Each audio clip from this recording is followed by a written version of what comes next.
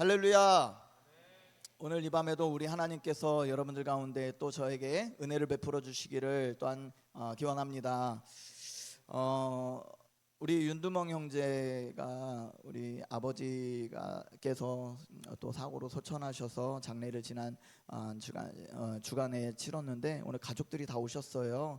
우리 잠깐 인사 좀 할까요? 우리 박수로 한번 격려하겠습니다. 고생하셨다고. 네.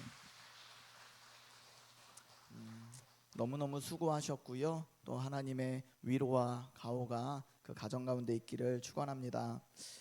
오늘 금요일 시간에 나온 모든 성도님들을 주님의 이름으로 환영하고 축복합니다. 우리는 느헤미야 이 5장 전반부를 전반부를 통해서 원망이 기도로 바뀌고 아무 힘없는 자리가 하나님이 일하시는 자리로 이렇게 살펴보았습니다. 백성들은 아멘을 했고 귀족들은 빼앗았던 것들을 다 돌려주었어요. 문제가 많이 해결되었습니다. 그런데 성경은 여기서 이야기를 끝내지 않고 14절부터 조용히 장면이 좀 바뀌는 것을 우리가 보게 됩니다. 큰 대회도 없고 옷자락을 터는 극적인 선언도 없었습니다. 대신 아주 담담한 어떤 회개 보고가 좀 같은 이야기가 이렇게 이어집니다. 느헤미야가 몇 년 동안 녹을 받지 않았고 매일 상에 몇 사람이 앉았고 소 몇 마리와 양 몇 마리가 들어갔다는 이야기가 기록되어 있어요. 자, 이게 무슨 이야기냐면 사건이 끝난 뒤의 이야기죠. 박수도 없고 구경꾼도 없고 기록해줄 사람도 없는 시간의 이야기입니다. 그런데 우리 신앙의 진짜 자리가 바로 그 모든 이야기, 사건이 끝난 다음에 그 자리에서 결판 날 때가 있습니다. 은혜 받은 그 밤이 아니라 정말 중요한 것은 오늘 이 밤이 아니라 오늘 은혜를 받고 돌아간 그 이후의 자리, 결단의 순간이 아니라 아무도 물어보지 않았던 3년째 되는 해.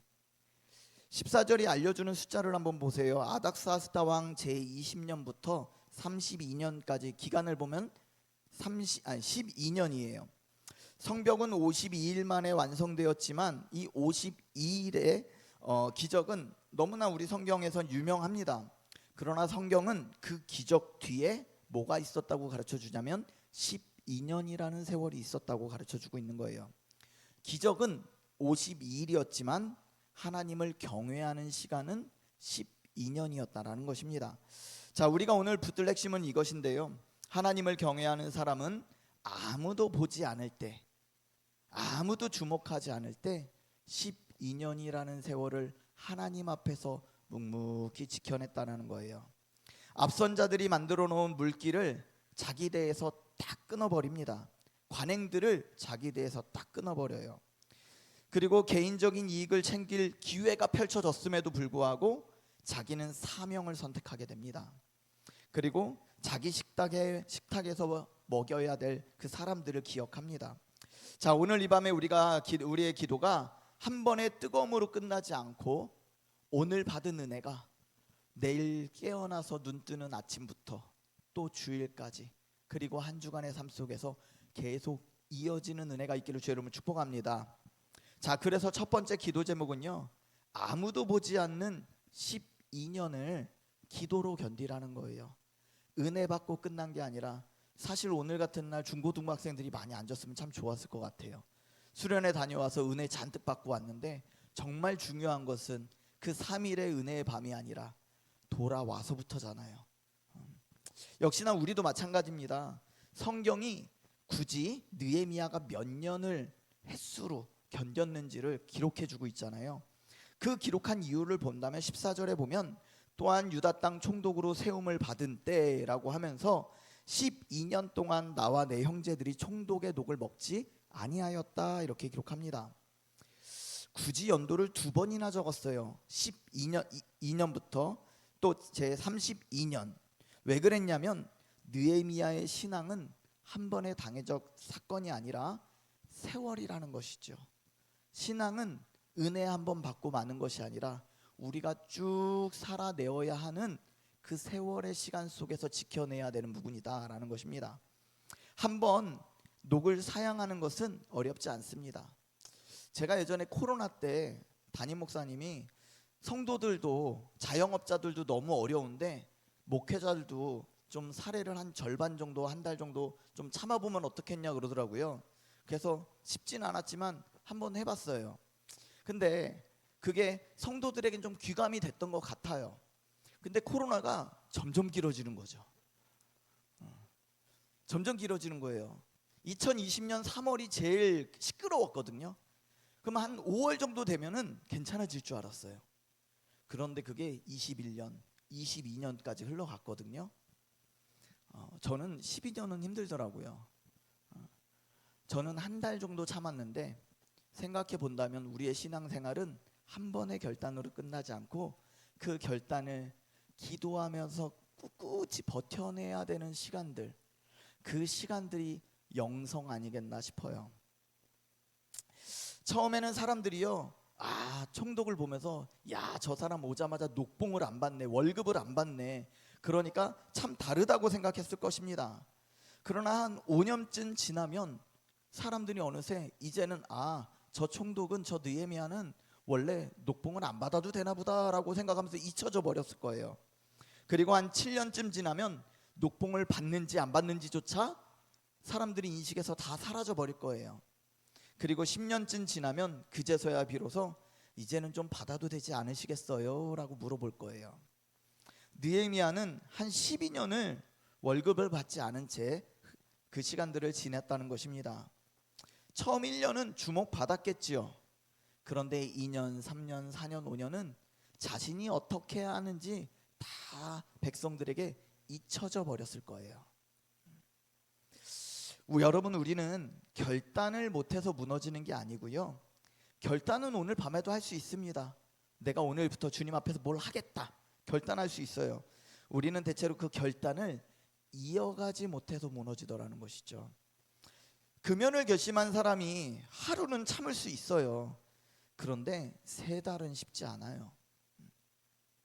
새벽 기도를 결심한 사람이요, 한 3일은 할 수 있어요. 그런데 3주는 쉽지가 않아요.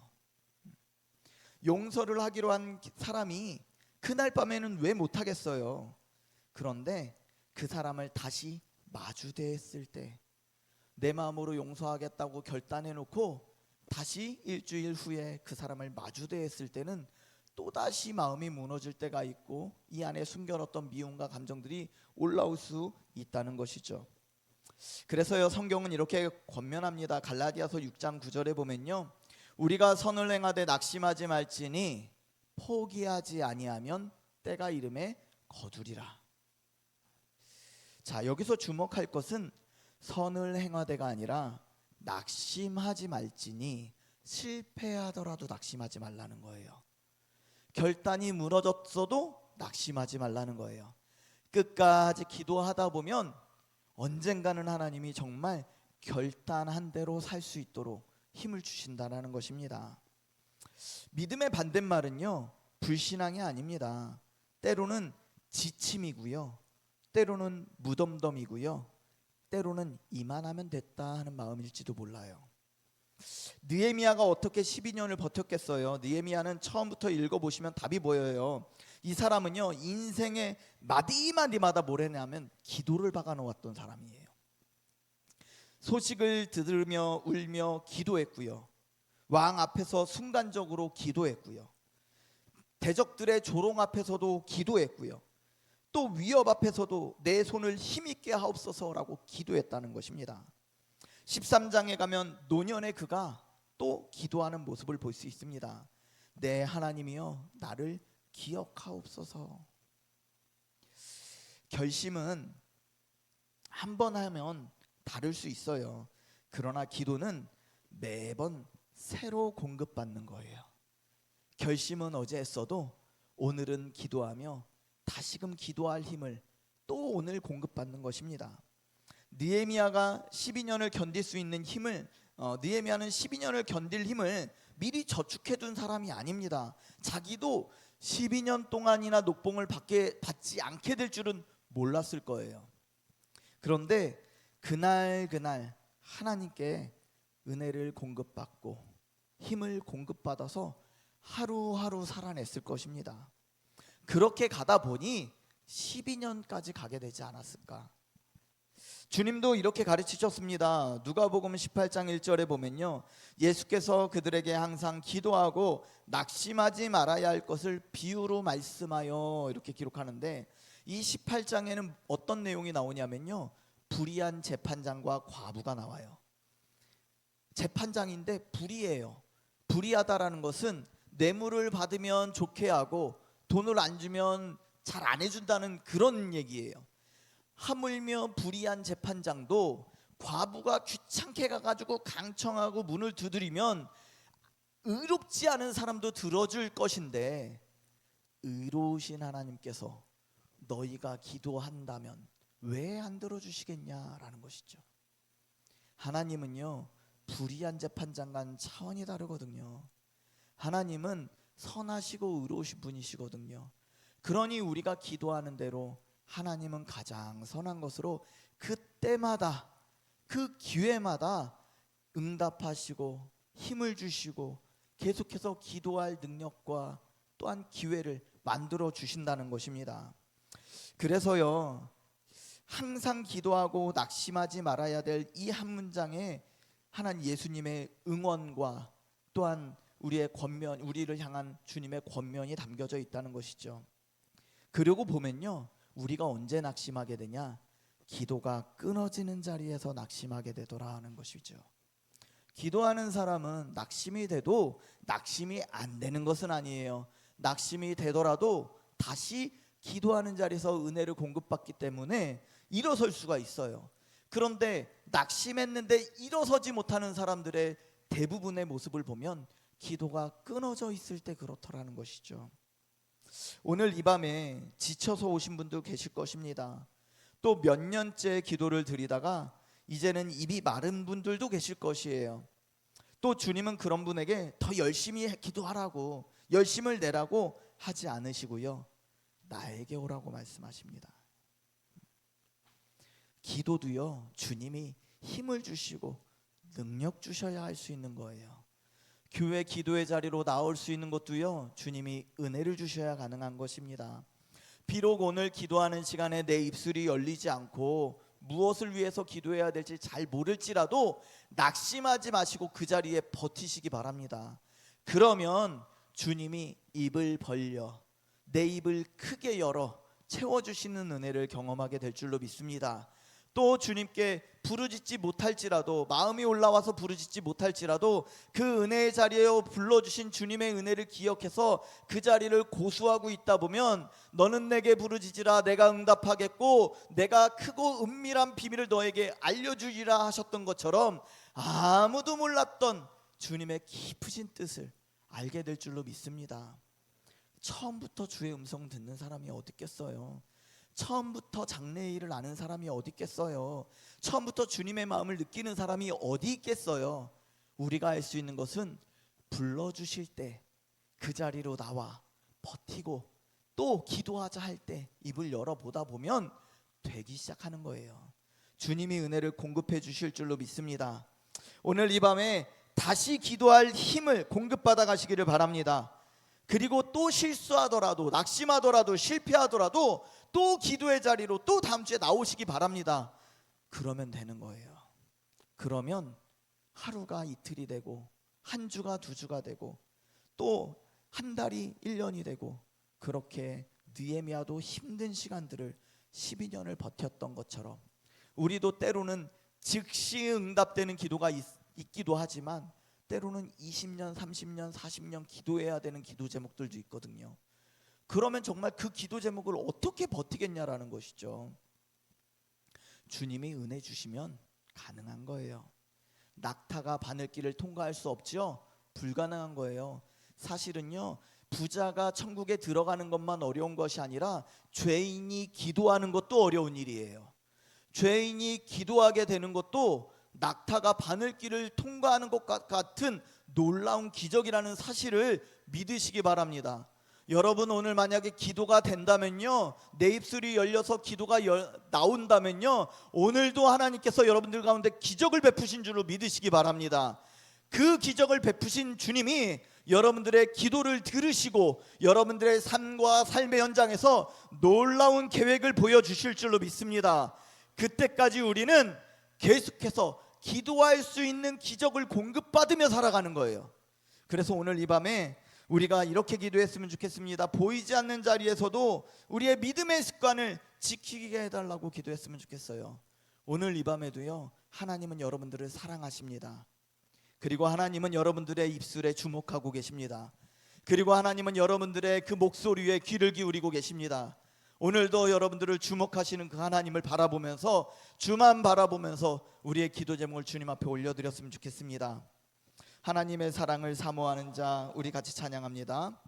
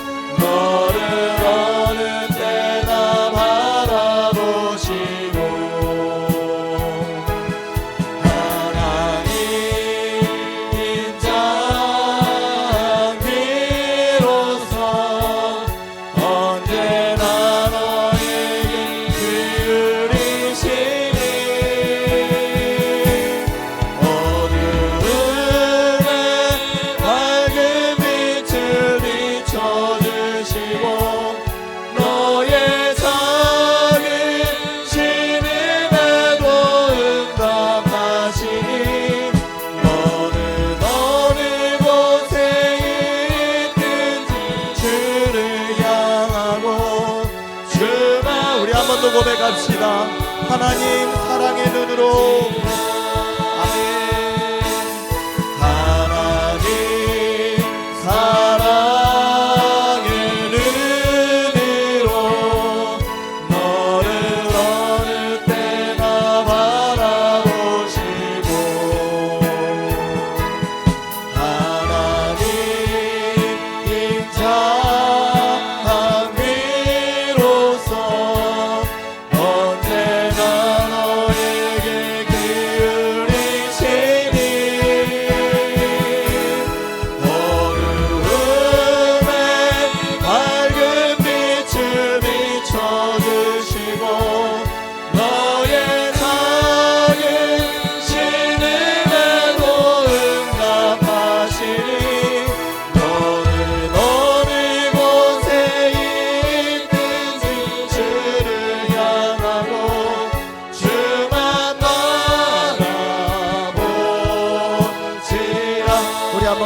기도했으면 좋겠습니다.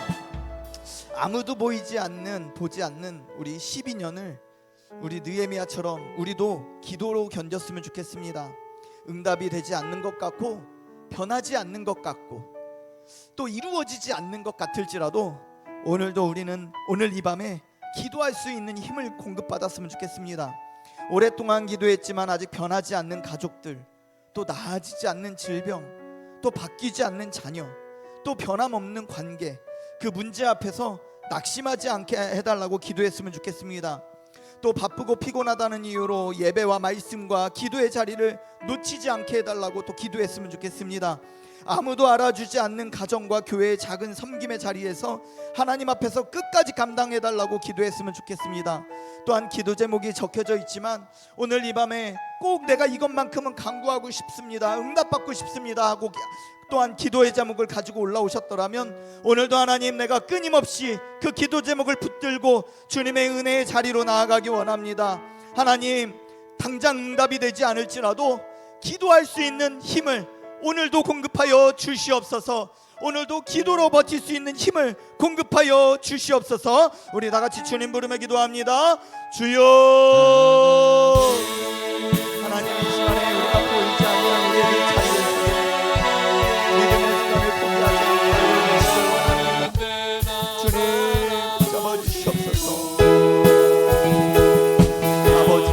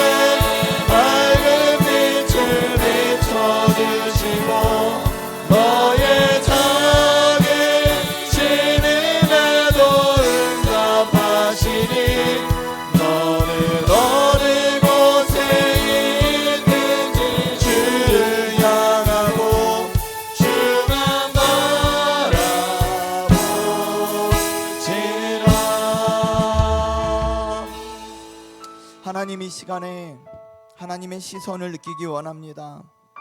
때로는 우리 삶에서 하나님이 계시지 않은 것 같고, 하나님이 들어주시지 않는 것 같고, 하나님이 함께 하시지 않는 것 같아서 낙심되는 순간들이 있습니다. 그러나 하나님, 오늘 그럼에도 다시금 기도할 수 있는 힘을 주시기 원합니다. 하나님은 사랑의 눈으로 어느 때나 바라보셨고, 인자한 귀로서 언제나 귀를 기울이셨다고 말씀하셨습니다. 하나님, 우리의 작은 신음도 들으시는 하나님이십니다. 지금 내가 원하는 대로, 내 뜻대로, 또 내가 사랑하는 대로 변화되지 않고 바뀌지 않고 노력하는 대로 열매를 맺지 못할지라도 기도할 수 있는 것이 이미 하나님의 기적인 줄로 믿게 하여 주시옵소서. 그래서 내가 얼마나 사랑받고 있는 하나님의 자녀인지, 그 사랑 안에서 살고 있음을 알게 하여 주시옵소서. 낙심됐고 불평했고 원망된 순간 때문에 오늘 기도의 자리로 나왔을지라도 하나님이 인자하셔서 꾸짖지 아니하시고 기도의 자리로 나온 우리를 칭찬하시고 또 은혜를 주실 줄로 믿습니다. 주님, 우리를 만져주시고 새롭게 빚어 주옵소서. 이 은혜의 자리에서 우리를 새로 빚어 주시옵소서. 그래서 사람들이 알아주지 않을지라도, 변화가 없을지라도 하나님 안에서 흔들리지 않는 그런 성도 될 수 있도록 붙잡아 주시옵소서. 예수님 이름으로 기도하옵나이다. 아멘. 계속해서 말씀 보겠습니다. 계속해서 기도 제목 잡을 건데요, 두 번째는 앞선 자들이 만든 물길을 내 대에서 끊으라 라는 것이에요. 지난주에 설교하면서 말씀 전하면서 관행이라는 표현을 썼어요. 이 사람도 하고 저 사람도 하고 나도 하고, 그런데 우리 모두는 그게 악이라는 걸 알지만 옆 사람도 하고 우리 부모님도 하고 내 후배들도 하게 될 거니 아무도 문제 삼지 않는다고 말씀드렸습니다. 우리 15절 상반절 보면요, 이렇게 기록하고 있습니다. 나보다 먼저 있었던 총독들은 백성에게서 양식과 포도주와 또 은 40세겔을 그들에게서 빼앗았고 또한 그의 종자들도 백성을 압제하였으나, 이렇게 기록합니다.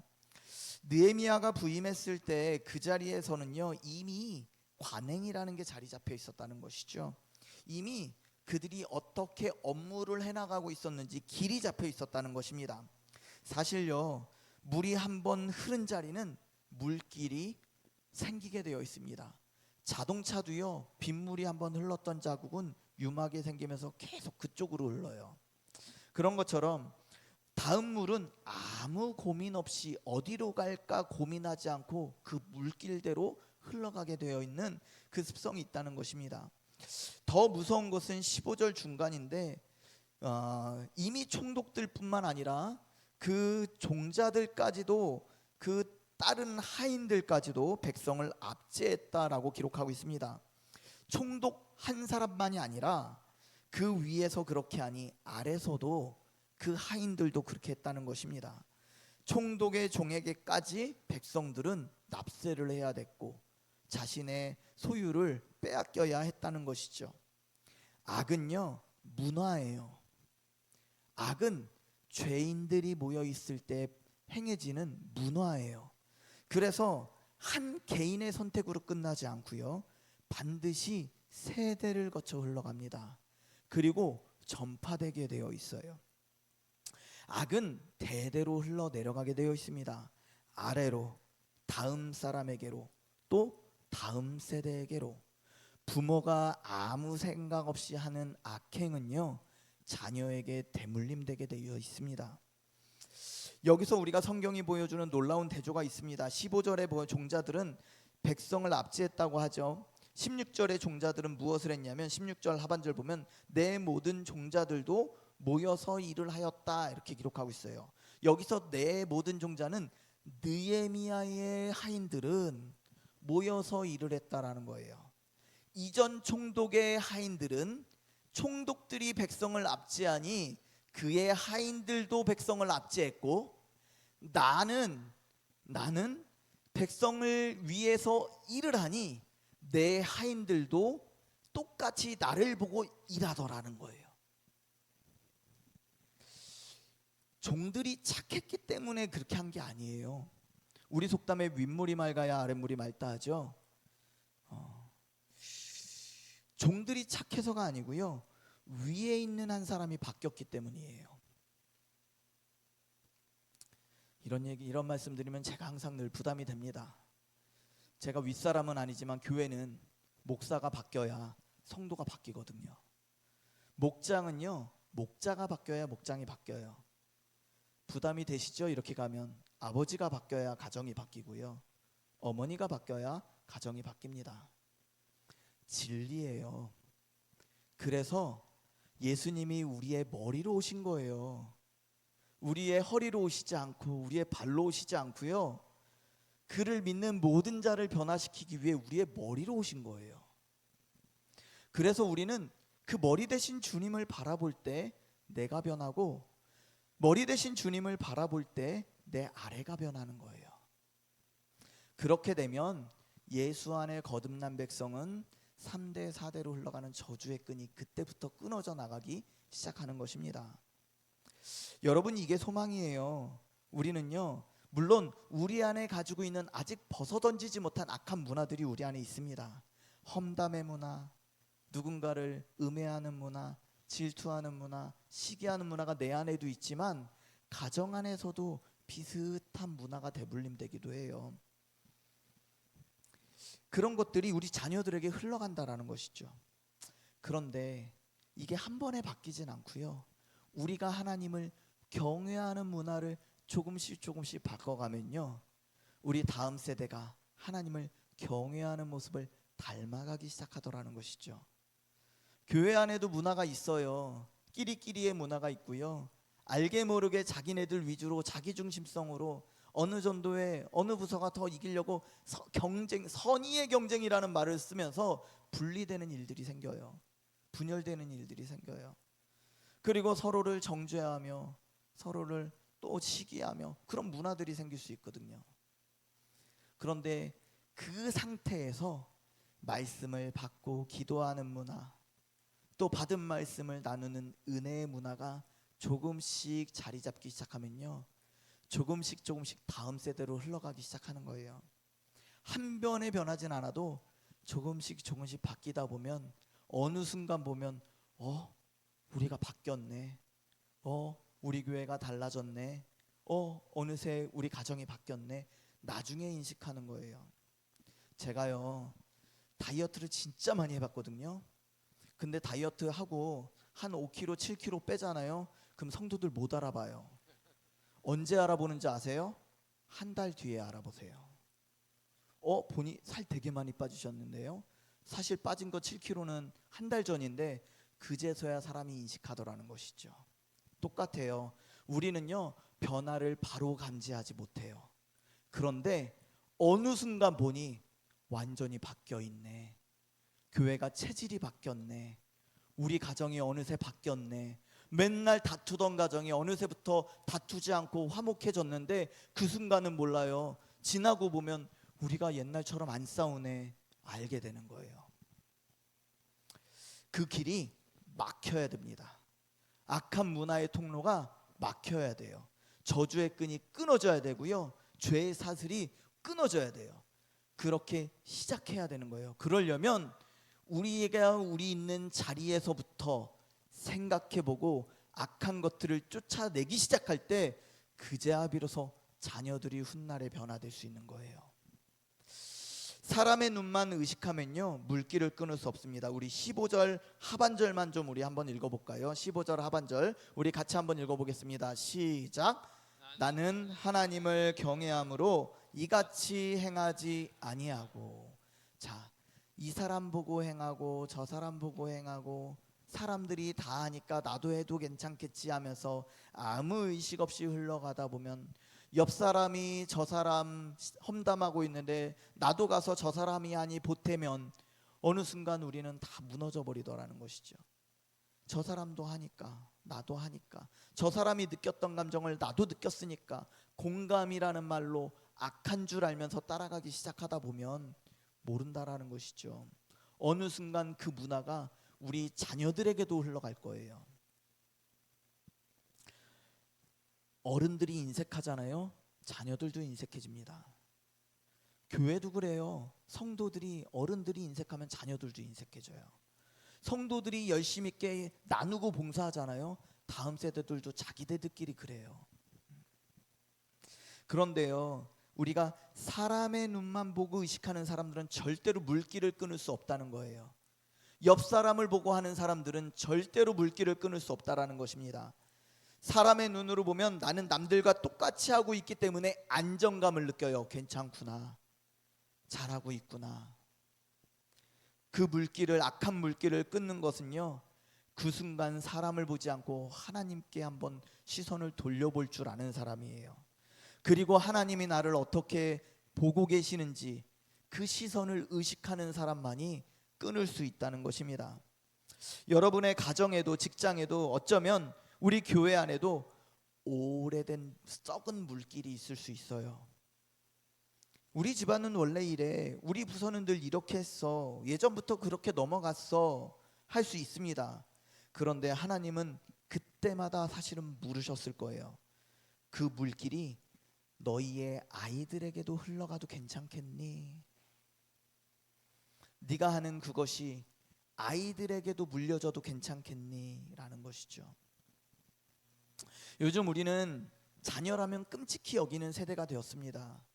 그러면 우리는 내가 하는 걸 우리 아이들도 해도 괜찮을까라는 생각을 한 번쯤은 해봐야 될 것 같아요. 물론 저도 자유롭지 않습니다. 저도 시간만 나면 핸드폰 보고 시간만 나면 뭐 보고 하거든요. 그러면서 우리 아이한테는 그러지 말라고 하거든요. 그런데 우리 아이들은 보는 거죠. 자기도 하면서, 아빠도 하면서, 목사님도 하면서, 목자도 하면서, 권사님도 하면서, 장로님도 하면서, 누군가는 다음 세대들이 보고 있더라는 것입니다. 이사야 64장 8절에 이렇게 기록합니다. 여호와여, 주는 우리 아버지시니이다. 우리는 진흙이요 주는 토기장이시니 우리는 다 주의 손으로 지으신 것이니이다. 이렇게 기록합니다. 우리는 물려받은 대로 살아야 하는 진흙인 것처럼 보이지만 우리에게 소망이 있는 것은 그 진흙을 빚으시는 주님이 토기장이시다. 그래서 우리는 매일매일 빚어지는 존재들이다라는 거예요. 매일매일 빚어주는 존재들이다. 오늘도 은혜의 자리로 나오신 여러분들을 우리 하나님께서 은혜라는 통로로 여러분들을 새롭게 빚어주시는 줄로 믿습니다. 그래서 고린도후서 5장 17절에 보라, 이전 것은 지나갔으니 새로운 피조물이라 이렇게 말씀하시잖아요. 우리는 어제와는 다른 또 다른 새로운 피조물로 빚어질 줄로 믿습니다. 비록 우리가 악한 물길을 어제까지 흘려보냈을지라도 오늘부터 막아세우면 새롭게 가정이 빚어질 줄로 믿습니다. 지금 당장은 느끼지 못해도 내가 이것은 안 하기로 결정하고 또 선한 물길은 내기로 시작한다면 분명 우리가 어느 때에는 하나님이 이뤄놓으신 놀라운 그 일하심을, 사역들을 결과로, 열매로 얻게 될 줄로 믿습니다. 그래서 오늘 밤요, 우리 대에서 끊어야 할 물길 하나를 놓고 기도했으면 좋겠습니다. 가정 안에서 끊어야 될 물길, 교회 안에서 끊어야 될 물길, 내 개인적으로 끊어야 될 물길, 악한 물길이 무엇인지 돌아보았으면 좋겠습니다. 그래서요, 내가 끊으면 내 자녀도 끊게 될 줄로 믿습니다. 내가 그걸 끊어버리면요, 내 자녀들은 아예 모르는 거예요. 나부터 끊어버리면 그 맛을 보지 못했기 때문에 아이들은 아예 모르게 되는 것이거든요. 아직 이어지지 않은 것이 있다면 내 안에서 빨리 그 죄를 몰아내시기 바랍니다. 그 악한 습관을 몰아내시기 바랍니다. 특별히 우리 익숙하다는 이유로 반복해온 죄와 말과 태도가 있다면 끊어버리시기를 바랍니다. 가정 안에서 반복되는 특별히 말, 태도, 자녀와 다음 세대 앞에서의 삶을 위해서 기도하시기 바랍니다. 무엇을 물려줘야 될까? 예배하는 모습, 기도하는 모습, 또 직장 안에서, 교회 안에서 오래된 악한 문화들 나부터 끊어버렸으면 좋겠습니다. 그러나 우리는 행할 힘이 없죠. 그래서 기도하는 것입니다. 하나님, 나부터 멈춰설 수 있는, 그 물길을 끊을 수 있는 그 한 사람이 되게 해달라고 기도했으면 좋겠습니다. 그래서 이 시간 우리 찬양하면서 기도할 텐데요, 하나님 나에게 정결한 마음을 허락하여 주시옵소서. 사람들 보고 안정감을 갖고 사람들 보고 그냥 괜찮구나 하는 위안을 삼는 것이 아니라 정말 하나님이 주시는 정결한 마음을 달라고 같이 기도했으면 좋겠습니다. 우리 찬양합니다.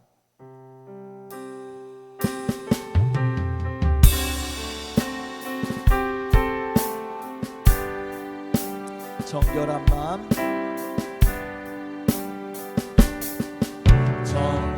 정결한 마음 주시옵소서.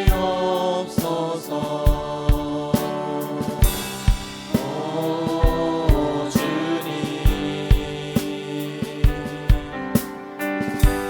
정직한 영을 새롭게 하소서. 정결한 마음, 정결한 마음 주시옵소서. 오 주님, 정직한 영을 새롭게 하소서.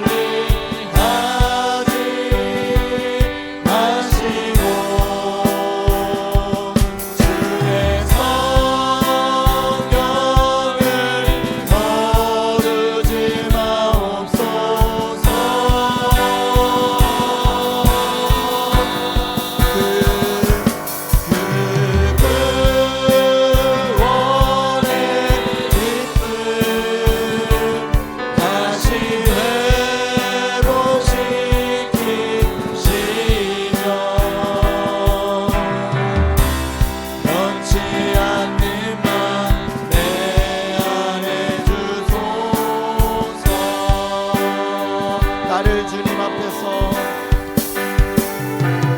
나를 주님 앞에서 멀리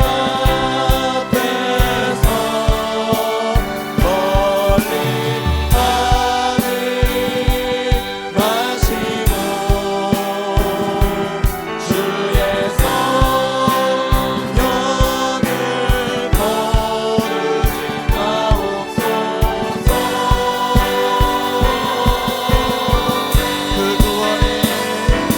그 구원의 기쁨 다시 회복시키시며 변치 않는 내 우리 기도하는 마음으로 한 번 더 고백합시다. 나를 주님 앞에서 멀리하지 마시고 나를 주님 앞에서 멀리 하지 마시고 주의 성령을 거두지 마옵소서.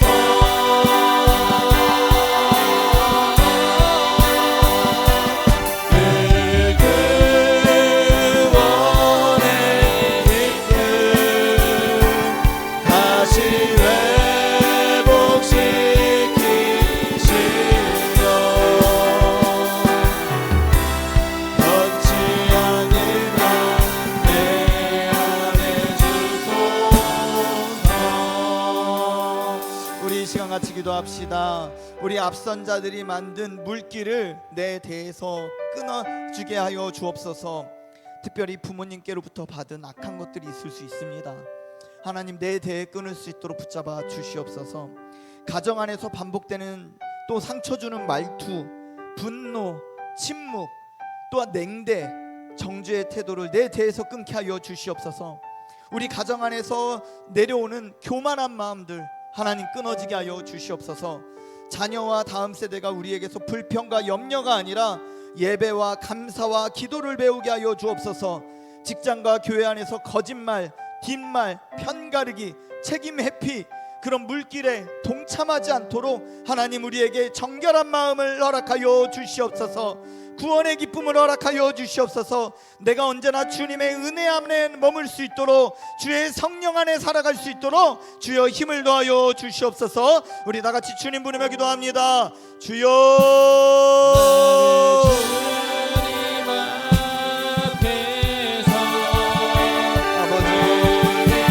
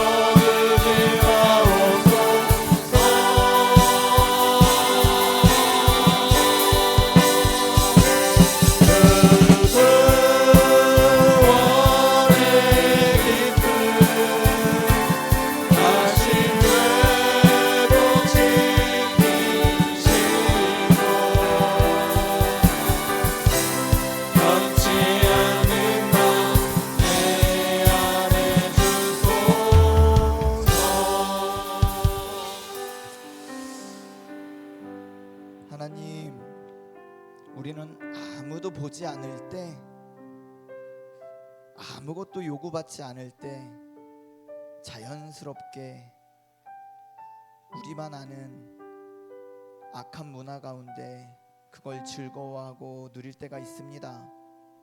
하나님, 목사로서 홀로 있을 때 하는 일들이 성도들에게 물려지지 않길 원합니다.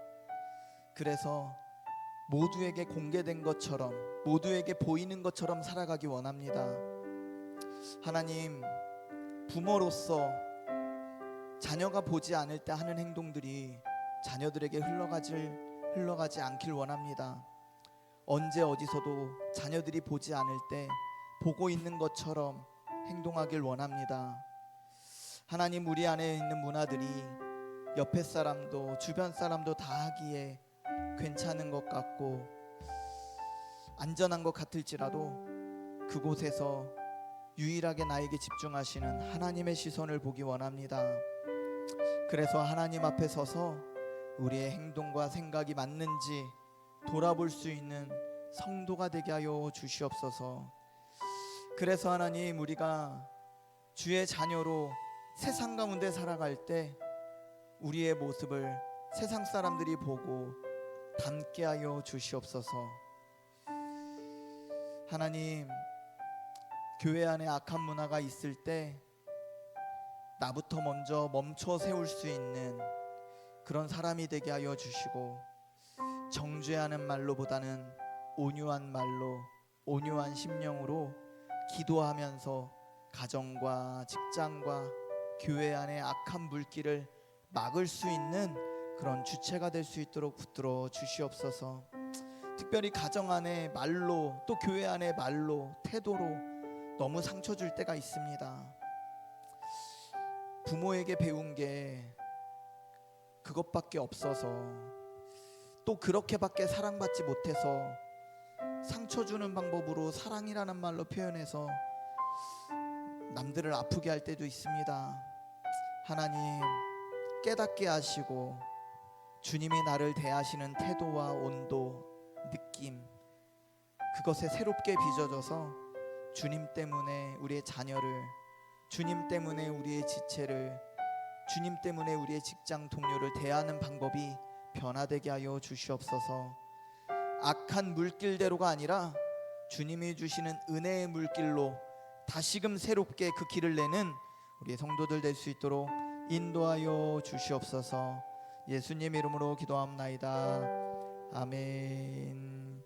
우리 세 번째 기도 제목 보겠습니다. 세 번째 기도 제목은 기회의 때에 내 손을 어디에 둘지 기도하라는 것이에요. 이 제목만 보면 무슨 말인지 잘 모를 것 같아요. 오늘 16절 말씀 보면요, 이렇게 기록하고 있습니다. 도리어 이 성벽 공사에 힘을 다하며 땅을 사지 아니하였고 내 모든 종자들도 모여서 일을 하였으며, 이렇게 기록하고 있어요. 이 짧은 구절 안에 두 개의 손이 나옵니다. 하나는 성벽에 힘을 다한 손이고 다른 하나는 땅을 사지 않은 손입니다. 왜 성경은 굳이 땅을 사지 않았다고 기록했을까요? 당시 예루살렘의 형편을 살펴보면 돈도 있었고, 예루살렘의 형편을 생각해 보면요, 흉년이 들었다는 거예요. 사람들이 빚 때문에 밭과 포도원을 내어놓고 있었다는 거예요. 먹고 살 게 부족해서 자신의 땅과 포도원과 밭을 꺼내놓고 매물로 내놓았다라는 것이죠. 당장 먹고 살 식량이 부족해지니 식량값은 가격이 오르고 사람들이 팔고자 하는 매물이 많아졌으니 땅값은 떨어졌다는 것이죠. 이때 땅값이 싸졌을 때 땅을 사놓으면 많은 부를, 그것이 제값이 됐을 때 부를 축적할 수 있는 것이잖아요. 그런데 그 땅을 누가 내놨냐면 내 형제들이 내놓았다라는 것입니다. 그 땅을 사버리면 내 형제들이 이제부터 기업을 잃게 돼버리는 것이죠. 느헤미야는요, 총독이었어요. 그러니 가지고 있는 재력이 있었습니다. 돈도 있었고 권한도 있었고 무엇보다 정보도 있었어요. 성벽이 완성되고 사람들이 안정이 되면 지금 내가 이 기회에 땅도 사놓고 밭도 사놓으면 안정이 됐을 때 큰 부자가 될 수 있었다는 것이죠. 그런데 총독이었을 때 만약에 그 땅을 샀다면 누가 느헤미야에게 뭐라 할 수 있겠냐라는 것이죠. 자기는 충분히 그렇게 할 수 있었어요. 불법도 아닙니다. 정상적인 거래를 할 수 있었어요. 싼 값에. 그러나 그는 총독의 지위로 자신이 가지고 있는 재산으로 성도들을 아프게, 백성들을 아프게 하지 않았다는 것입니다.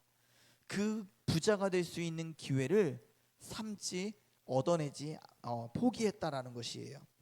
성벽을 세우라고 받은 자리였기 때문에 자신의 재산을 늘리는 데 사용하지 않았다는 것입니다. 그래서 주님은요 이렇게 말씀하셨습니다. 마태복음 6장 21절에 보면요, 내 보물 있는 그곳에는 내 마음도 있느니라, 이렇게 기록하고 있습니다. 우리의 마음이 어디 있는지 말로 알 수는 없습니다. 지난 한 주간 나의 시간과 힘과 돈이 어디로 흘러갔는지 보면 알 수 있어요. 느헤미야는 자기 힘을 성벽에 쏟았다라는 것입니다. 땅에 쏟았다면 그는 부자가 되었을 것이고요, 성벽은 늦게 세워졌을 거예요. 한 사람이 가진 힘은 한정이 되어 있습니다. 어디에 쏟느냐가 곧 무엇을 세우느냐예요. 그렇기 때문에 여러분, 오늘 우리에게도 매일의 기회가 찾아옵니다. 우리에게 주어진 시간이 있고요, 우리에게 허락된 관계가 있고요, 우리에게 허락된 체력이 있고요, 우리에게 허락된 물질이 있다는 것이죠. 그렇다면 나에게 허락된 것으로 나는 지난 한 주간 어디에 힘과 물질과 시간을 쏟아내었느냐라는 것이죠. 목회자는 가장 많은 시간을 성도를 살피는 데 써야 되겠죠. 목회자는 가장 많은 시간을 말씀을 준비하는 일에 써야 되겠죠. 목회자는 가장 많은 시간을 기도하는 일에 써야 되겠죠. 그런데 목회자가 취미나 여가나 여행의 시간을 많이 쏟는다면 좋은 목회자가 될 수 없을 거예요.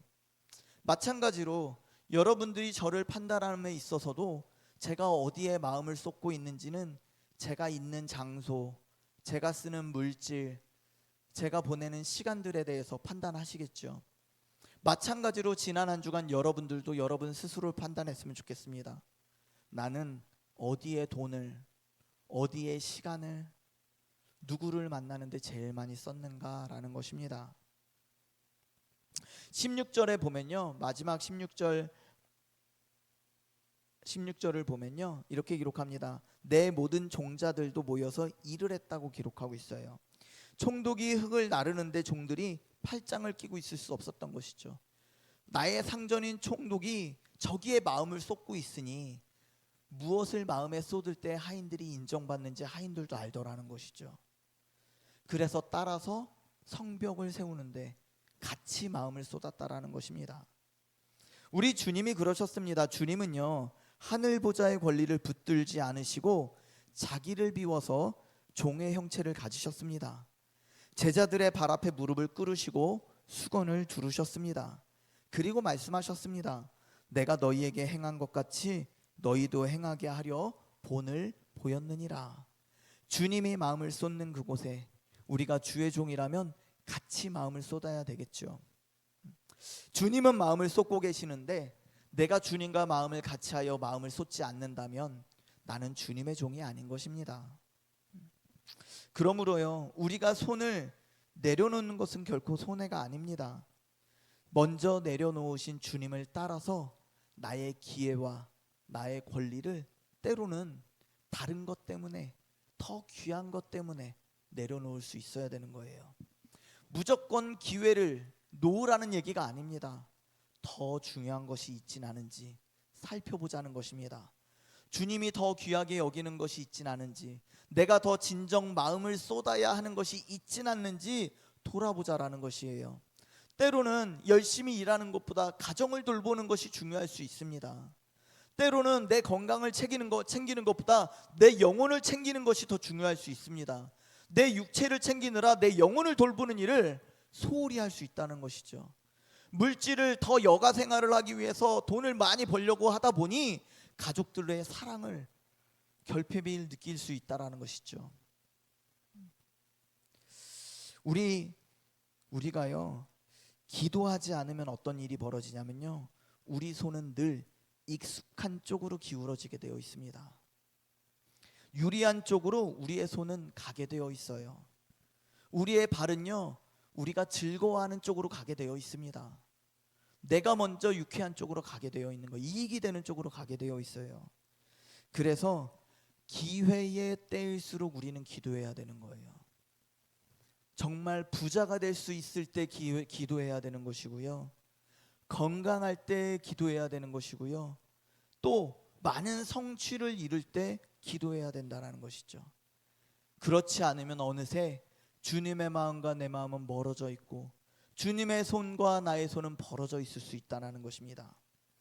여러분 지금 이 순간 어떤 시간을 맞이할지 모르겠습니다. 어떤 분에게는 기회의 시간일 수도 있고 어떤 분들에게는 정말 어려운 시간일 수 있어요.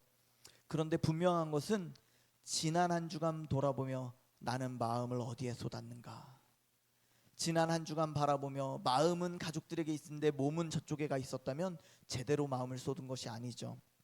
그래서 이 시간에요 우리 돌아보았으면 좋겠습니다.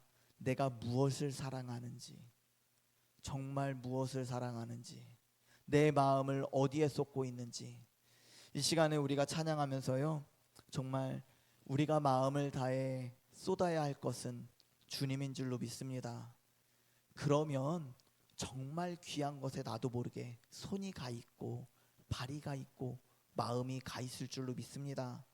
우리 이 시간 찬양합니다. 나무옥과도 주님을 바꾸지 않으리, 다른 어떤 은혜 구하지 않으리. 우리 같이 찬양합니다.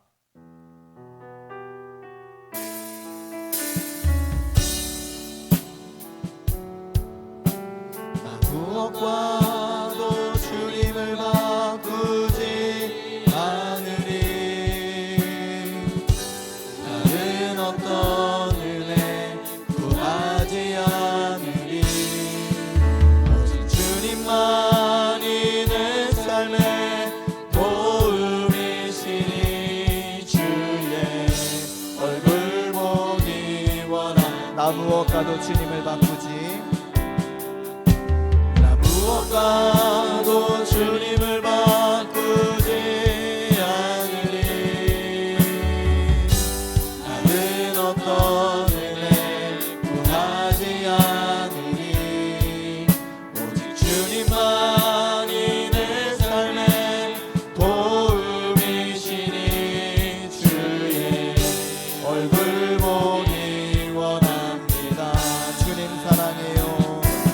주님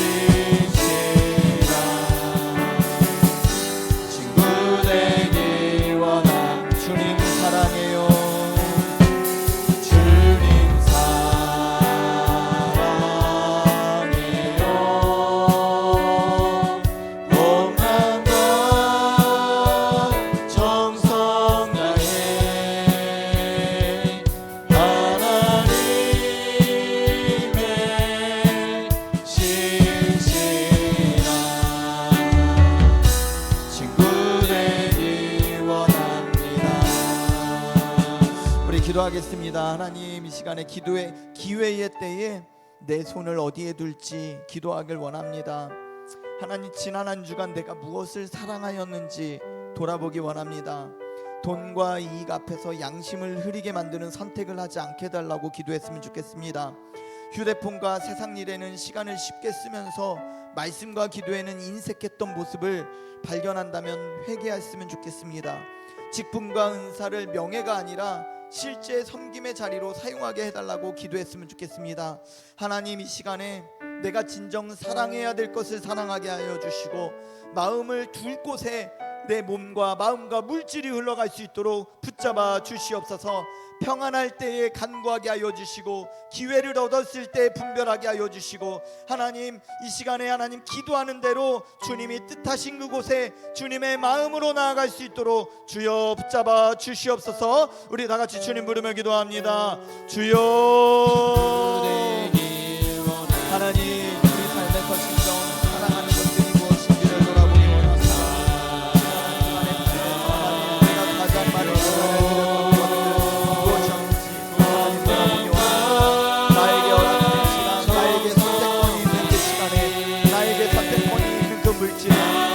어디에 마음을 쏟으며 어디에 시간을 들였는지 돌아보기 원합니다. 주여 주여 보내고 주님 그런 선택을 하지 않게 하여 주시옵소서. 하나님 내가 스스로 얻을 수 있을 때 하나님 정말 내가 그것을 취하는 게 맞는 것인지 돌아보게 하여 주시옵소서. 특별히 하나님을 우리 앞에 있는 성도들에게 하나님 기도할 수 있게 힘을 더하여 주시옵소서. 하나님 정신 차려버리고 속의 문제를 바로 세워가기 원합니다. 주여 우리의 사용되는 물질들을 돌아보며 하나님 우리가 마음을 어디에 있는지 돌아보기 원합니다. 주여 우리의 하루의 시간들을 돌아보기 원합니다. 하나님의 말씀과 기도에 택한 우리의 모습을 돌아보기 원합니다.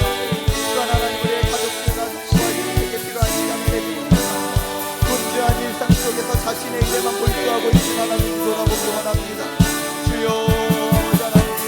하나님 우리가 소중한 것들에 정말 사랑해야 될 것들의 마음과 물질과 또한 우리의 손길이 갈 수 있도록 주여 인도하여 주시옵소서. 진정 하나님 우리의 양심이 우려지지 아니하고 하나님 가치 있는 것들 우리의 사명을 따라 우리의 손과 마음을 따라 물질이 흘러갈 수 있도록 주여 붙잡아 주시옵소서. 우리에게 주신 명예로 만드는 것이 아니라 체면으로 여기는 것이 아니라 섬김을 받는 자리로 느끼는 것이 아니라 질대로 섬기는 그 직분으로 사용할 수 있도록 주여 붙잡아 주시옵소서. 하나님 우리가 가진 말과 지식과 성품과 이걸 누구를 위하여 사용하는지 돌아보게 하여 주시고 교회를 위하여 사용하고 세상을 위하여 사용할 수 있도록 주여 붙잡아 주시옵소서. 나의 지식과 성품과 재능으로 사람들을 압제하거나 오르거나 하나님 무시하지 않게 하여 주시고 오히려 그들을 돕고 세워가는 데에 사용될 수 있도록 주여 인도하여 주시옵소서. 우리의 하나님께서 주시는 칼을 나의 부귀와 명예를 위하여 사용할 것이 아니라 진정 사람과 영혼을 세우는 일에 사용될 수 있도록 주여 붙잡아 주시옵소서. 주님 오늘도 기도하며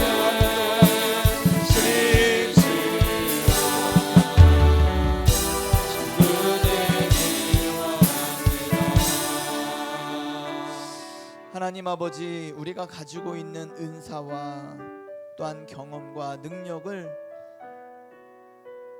나를 위해서만 사용하는 것이 아니라 하나님이 주신 사명이 무엇인지 기억하게 하여 주시고 교회와 영혼을 세우는 데 사용할 수 있도록 붙잡아 주시옵소서.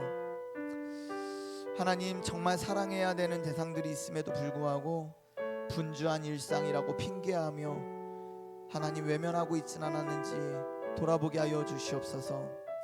하나님 앞에 당당히 바쳐야 될 것임에도 불구하고 나의 욕심과 나의 욕구를 채우느라 외면했던 의무들이 있다면 돌아보게 하여 주시옵소서. 특별히 하나님 기회가 있을 때에 누군가를 아프게 하며 나를 위해서 그 시간과 물질과 힘을 쓰고 있진 않는지 돌아보게 하여 주시옵소서. 하나님 이 시간에 정말 하나님을 예배하기 원합니다. 주님을 사랑하기 원합니다. 주님이 귀하다고 또한 가치 있다고 여기는 그곳에 나도 마음을 같이하여 내 시간과 물질을 그곳에 함께 두기 원합니다. 주님 우리의 시간과 물질과 우리의 능력과 우리의 체력을 정말 쏟아야 할 곳에 쏟을 수 있는 은혜가 있게 하여 주시옵소서. 예수님 이름으로 기도하옵나이다. 아멘. 우리 마지막 기도 제목 보겠습니다. 마지막 기도 제목은 내 상을 열어서 사람을 먹이라는 것입니다.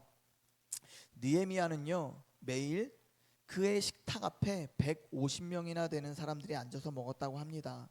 물론 자신이 부리는 하인들도 있을 거예요. 그러나 그 하인들뿐만 아니라 또 더해서 불우한 자들도 있을 것이고 또 어려운 자들도 있을 것입니다. 우리 17절과 18절 한번 읽어보면요 우리 이렇게 기록하고 있습니다.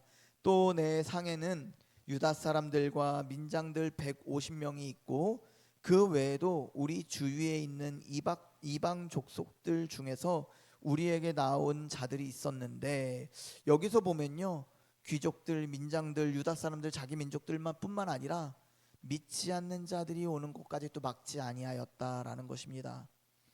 우리의 물질을 교회 안에만 흘려가는 것이 아니라 세상을 향해서도 불우한 자들, 비록 믿지는 않을지라도 어려운 자들을 그들에게도 나눌 수 있는 여유가 특별히 우리 성도들에게도 있기를 주의 이름으로 축복합니다.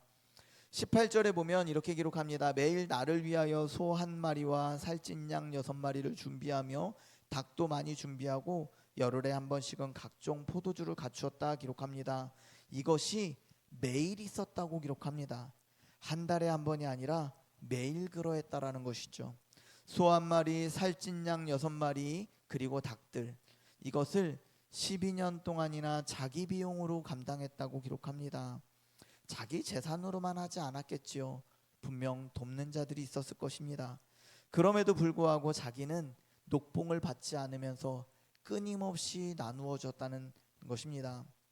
여기서 눈여겨볼 것은 18절에 보면 나를 위하여 준비하며 라고 시작했지만 17절을 보면 그 상에 앉은 사람이 150명이라고 기록합니다. 자기를 위한 상이 아니라 자기가 차리고 남이 먹는 상이었습니다.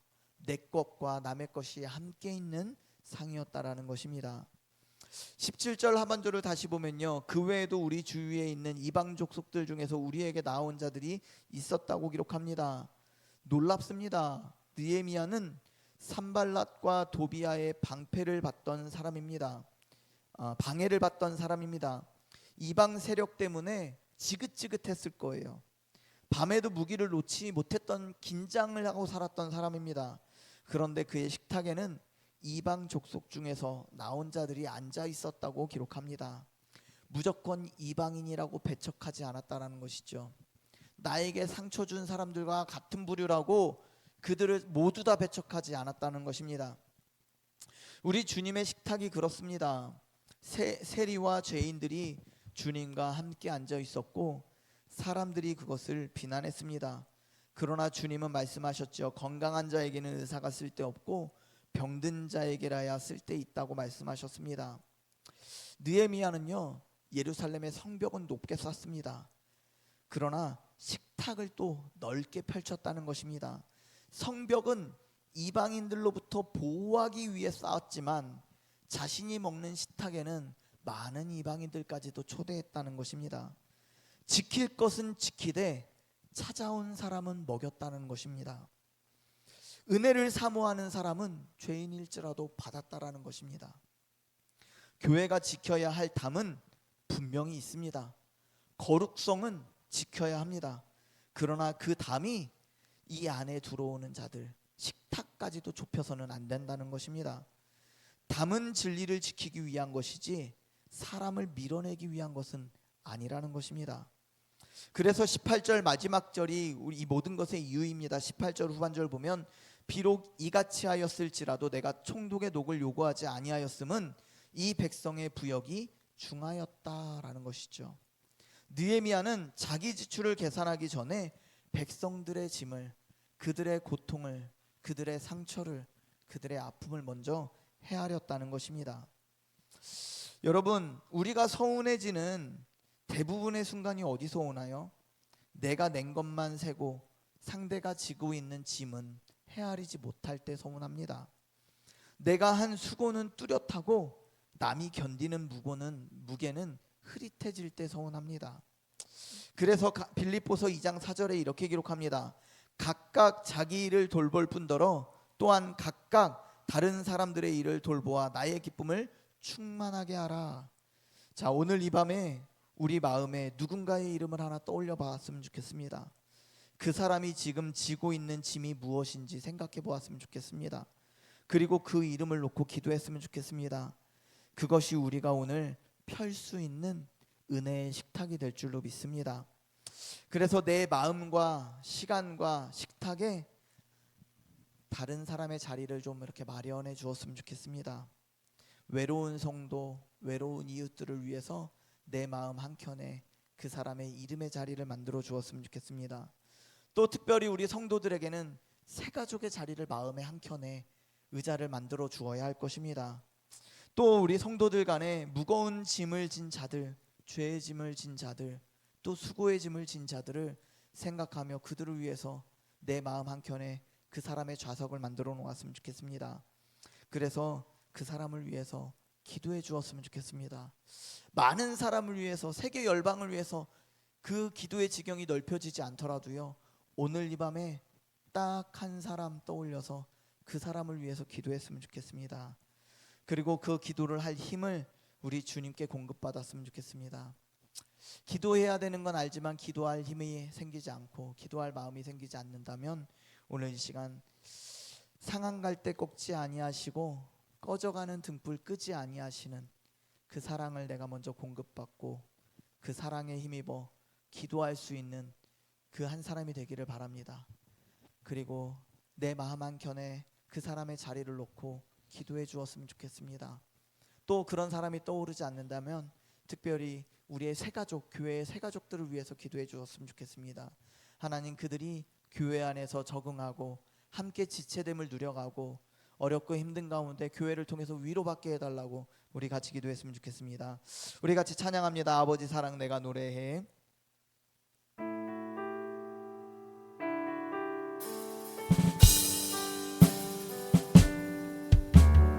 아버지 사랑 내가 노래해. 아버지 은혜 내가 노래해. 그 사랑 변함없으신 거짓없으신 성실하신 그 사랑. 상한 갈 때 꺾지 않으시니 꺼져가는 등불 끄지 않니. 그 사랑 변함없으신 거짓없으신 성실하신 그 사랑.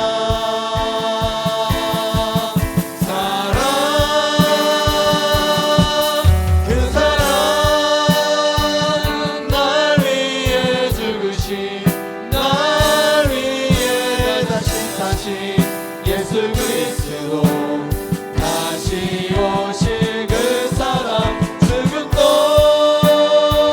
생명도 천사도 하늘의 어떤 번제도 끊을 수 없는 영원한 그 사랑의 우리 처음부터 다시 고백합니다. 아버지 사랑, 아버지 사랑 내가 노래해.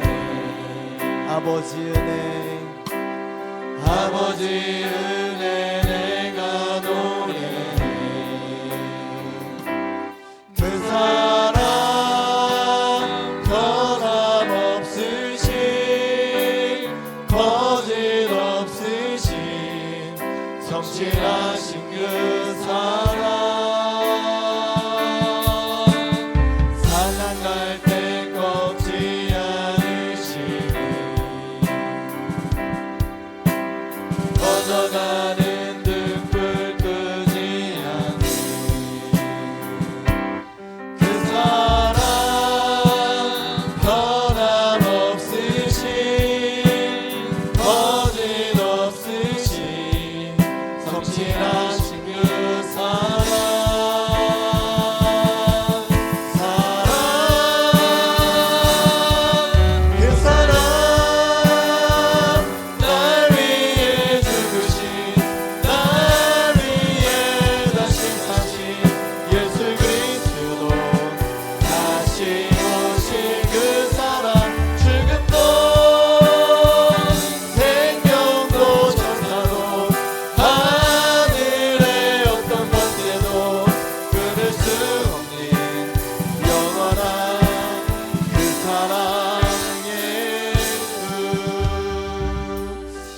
시간에 우리 내상을 열어 사람을 먹이라는 이 기도 제목 붙잡고 나아갔으면 좋겠습니다. 교회 안에서 혼자 예배드리고 조용히 돌아가는 성도들을 기억했으면 좋겠습니다. 그들을 그냥 지나치지 않게 해달라고 기도했으면 좋겠습니다. 새가족과 믿음이 연약한 사람을 판단하지 않고 따뜻하게 맞이하며 기다려주게 하시고, 질병과 경제적 어려움과 자녀 문제와 부부 갈등과 신앙의 영적 침체로 지친 한 사람의 이름을 부르며 하나님 이 시간에 우리가 중보하며 기도할 수 있도록 하나님 은혜를 허락하여 주시옵소서. 주님의 사랑을 보기 원합니다. 주님의 사랑을 느끼기 원합니다. 또한 그 사랑 붙들고 하나님 우리가 기도하는 자리에서 그 사랑을 흘려보내기 원합니다. 내 마음의 식탁의 자리에, 또한 우리 교회의 은혜의 자리에 그 한 좌석을 기억하기 원합니다. 특별히 한 사람을 위하여 기도하기 원하오니 하나님 그 기도할 한 사람을 떠올리게 하여 주시고, 그 사람의 필요를 위해서 하나님 오늘 이 시간 기도하게 하여 주시옵소서. 우리 다 같이 주님 부르며 기도합니다. 주여 날 위해 죽으신 날 위해 하신 예수 그리스도 다시 오시는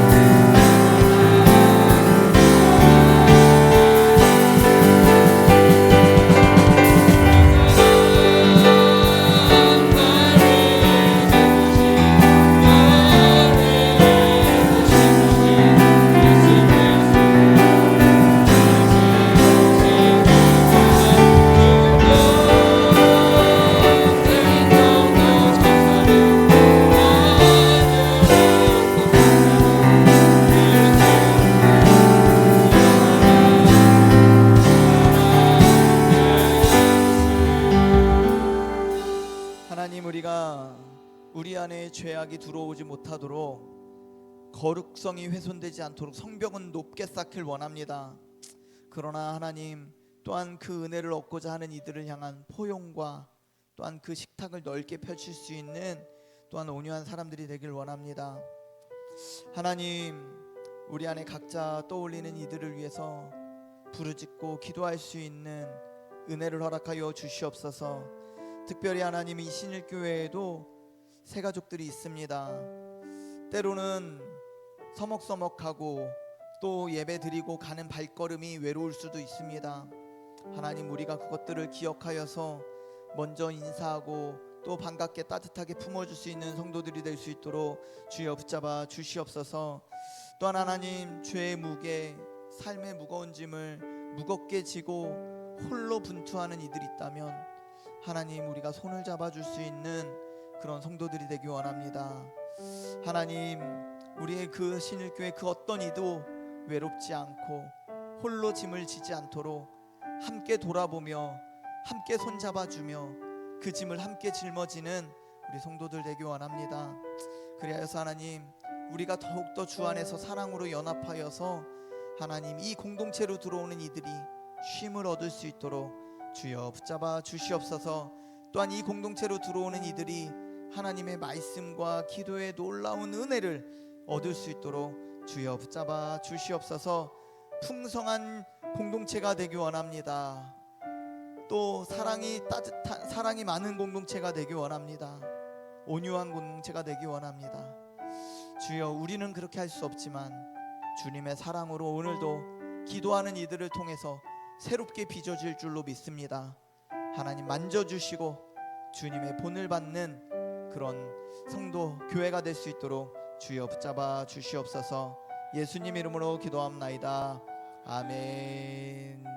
이제 마무리합니다. 오늘 우리는요 느헤미야 5장 14절부터 19절을 통해서 사건이 끝난 뒤에 그 신앙생활이 어떠해야 하는지를 살펴보았습니다. 첫 번째로는 아무도 보지 않는 12년을 느헤미야는 기도로 견뎠다는 것입니다. 또 앞선 자들이 만들어 놓은 악한 물길을 느헤미야는 끊을 수 있었던 사람이라는 것입니다. 또 기회를 얻었을 때 자신의 이익을 위해서 쓰는 것이 아니라 먼저 사명을 기억하고 자신의 물질과 권력과 시간과 에너지와 정력을 그곳에 쏟았다는 것입니다. 그리고 자신의 상을 넓게 펼쳐서 사람을 먹였다는 것입니다. 우리는 이 모습을 돌아보았으면 좋겠습니다. 역시나 이 느헤미야는요 우리에게 귀감이 되지만 느헤미야를 더 뛰어넘어 우리는 주님을 바라보아야 할 것입니다. 그래서 주님을 바라보며 주님이 행했던 일들, 그가 먹였던 이들, 누군가를 기억하며 우리도 그 모습을 닮아갔으면 좋겠습니다. 그리고 우리 이 모든 이야기의 끝에 느헤미야의 기도 한 줄이 남습니다. 19절 보면 내 하나님이여 내가 이 백성을 위하여 행한 모든 일을 기억하사 내게 은혜를 베푸시옵소서. 우리는 매일매일 주님의 은혜를 구해야 될 것입니다. 나는 그렇게 할 수 없지만 내게 은혜를 베풀어 주시옵소서. 그가 구한 것은 삭시 아니라 은혜였습니다. 내가 이만큼 하니 갚아주소서가 아니라 주님 그럼에도 불구하고 나는 은혜가 필요합니다. 내게 은혜를 베풀어 주시옵소서. 12년을 들인 사람이 마지막에 구한 것이 대가가 아니라 자비를 구했다는 것입니다. 그래서 우리의 수고가 하나님께 기억되는 근거로 우리의 공로가 아니라 우리를 받아주시는 그리스도의 은혜였다는 것을 기억하면서 주님이 십자가에서 우리를 기억하셨기에 오늘 우리의 작은 수고도 하늘에 기억될 줄로 믿습니다 하며 오늘도 마지막으로 주님 앞에 간구하였으면 좋겠습니다. 사랑하는 우리 성도 여러분, 사람들은 몰라주어도 하나님은 잊지 않으십니다. 기록되지 않는 눈물도 아무도 세지 않는 헌신도 하나님은 기억해 주십니다. 오늘 이 밤에 우리도 느헤미야처럼 주님처럼 기도했으면 좋겠습니다. 내 하나님이여 저를 기억하시고 제게 은혜를 베풀어 주시옵소서. 우리 여러분들 가지고 나온 기도 제목 가지고 한 주간의 수고를 주님 앞에 기억해 달라고 간구하며 그럼에도 하나님 나에게는 또다시 은혜가 필요합니다. 또 기도할 은혜가 필요합니다. 우리 다시 한번 기도했으면 좋겠습니다. 우리 각자 가지고 나오신 기도 제목 가지고 마지막으로 다시 한번 주님 부르며 간절히 기도하시다가 자유롭게 돌아가시기 바랍니다. 우리 주님 부르며 기도합니다. 주여. 하나님 이 시간에 기도하며 나아가렵니다. 하나님 오늘도 주님 앞에 나아가노니 우리의 기도 제목 가운데 주님 일하여 주시고 주님 붙잡아 주시옵소서. 오늘도 하나님 각자에게 또다시 기도할 힘을 공급해 주시기 원합니다.